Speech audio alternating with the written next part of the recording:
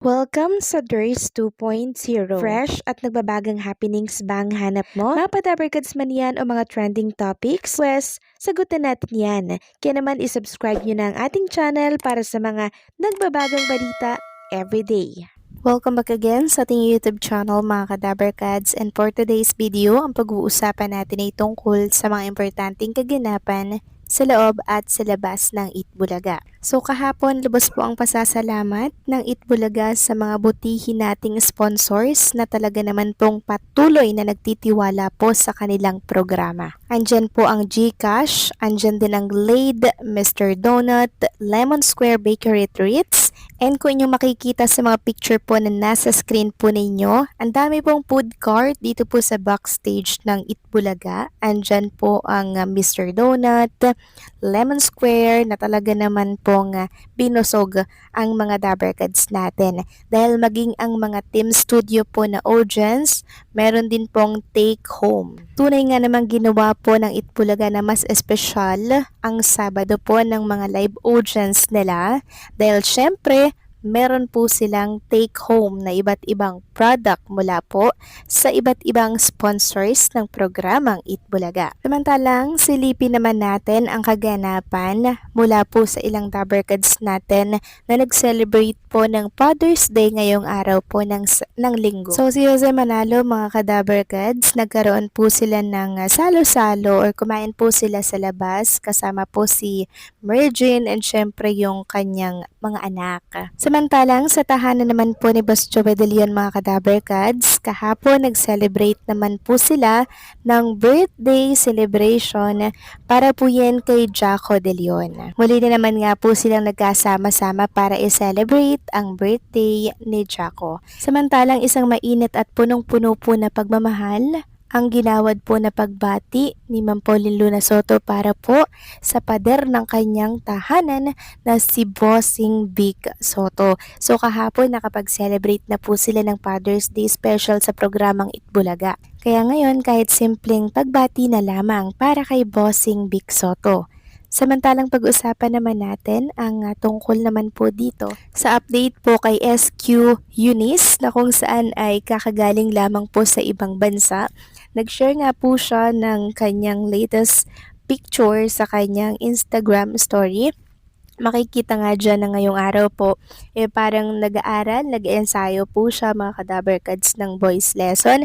So parang may pinaghahandaan po ngayon si SQ Eunice Janine, possible na bagong album. Well, manifesting mga kadabarkads magkaroon muli sila ng panibagong single ni Yunyul Kim. Samantalang next topic naman, talakay naman natin mga kadabarkads ang nakita ko po dito sa social media na parang inedit po nila na picture. Ito po ay picture ng tatlong lola kasama po si Raisa May Dizon at si Bimbi. So nag-edit na po sila ng picture at ang nakalagay dyan, Aldab 2.0. So tunay nga namang may chemistry si Bimbi and si Raisa May Dizon at sobrang dami po talagang kinikilig sa tambalan po nila lalo na po pag nagkakasama po sila in one frame mga kadabarkads. At by next week, babalik muli si Bimbi sa programang Itbulaga para po magpakilig, magpasaya syempre, and hopefully mga kadabarkads ay magkita na po sila ni Raisa May Dizon, or baka yung isa nasa sugod bahay, yung isa nasa studio po. 'Di ba? Ganyan naman lagi yung atake, 'di ba, lagi ng TBJ management. Kasi gusto nga po nilang pasabikin ang mga televiewers. Pag pinagkita nga naman nila agad-agad yan, syempre matatapos agad yung kilig ng mga televiewers at ng mga dabarkads natin. Kaya ang gagawin po nila, papahirapan po nila tayo, 'di ba? I mean, papasabikin po tayo, ibibitin po yung pagkikita po nila, Bimbi and Raisa May. About naman po sa kontrata ni Bimbi, nagsalita na po yung handler nito na hindi pa daw siya sure sa magiging kasagutan kaya hindi niya po ito agad inilantad sa publiko. So siguro hindi pa po ito na pag-uusapan or marahil nag-iisip pa po si Bimbi kung tatanggapin niya po ba yung offer ng TBJ management. Ang dami po kasing posibilidad, 'di ba? Kaya hindi pa po 'yan pwedeng i-disclose sa public Pero kung pagbabasehan po ninyo yung sinabi po ni Bimbi na game daw po siyang mag-host at makisugod bahay at makihula, ando na po yung kasagutan na naggusto niya rin po talagang maging parte ng programang Itbulaga. Kasama syempre ang mga Dabbercads natin. Kasi masaya pong kasama ang mga Dabbercads. Parang pamilya po ang turingan nila sa loob, kumbaga hindi ka po nila ituturing na iba. Yun po talaga yung dahilan kaya gumagaan po yung trabaho kahit mabigat mga Kadaberkads kasi nga po maganda yung relationship nila sa loob. Kung baga pamilya po yung turingan nila kahit iba-iba naman po, 'di ba, yung mga pinanggalingan pero pamilya po talaga ang turingan ng lahat sa loob po ng programang Itbulaga. Samantalang next topic naman, meron ulit ako nakitang isang picture. Picture ito ni Bimbi and Raisa May.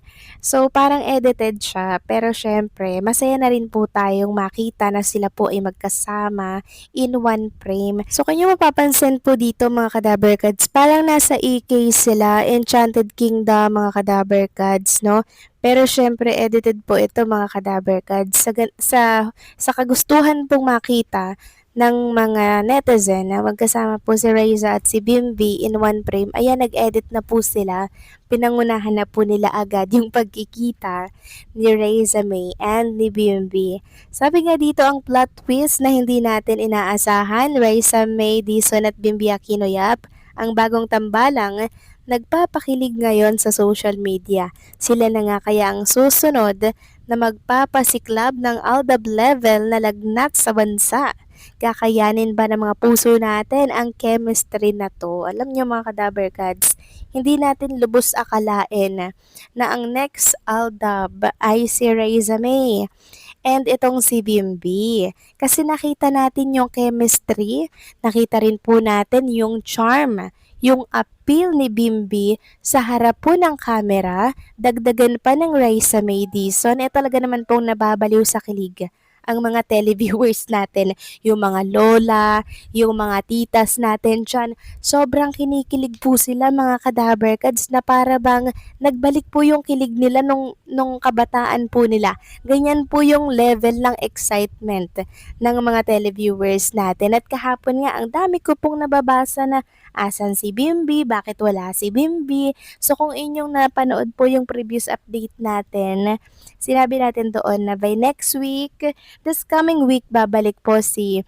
Bimbi mga Kadaberkads. Mapapanood po natin siyang muli and hopefully sa live po para nang sa ganun ay kasama niya si Raisa May kahit na nasa Sugod Barangay po yung isa, at least 'di ba napapanood natin sila. Kasi feeling ko talaga mga Kadaberkads, ito na naman po yung magiging problema ng It's Showtime Pag finish talaga ng TBJ Production ang tambalang pong Raisa May and Bimbi, kasi yung mga viewers po ng It's Showtime, marami ko pong nababasa na from It's Showtime daw, lumipat sila sa Itbulaga para mapanood daw si Bimbi at si Raisa May.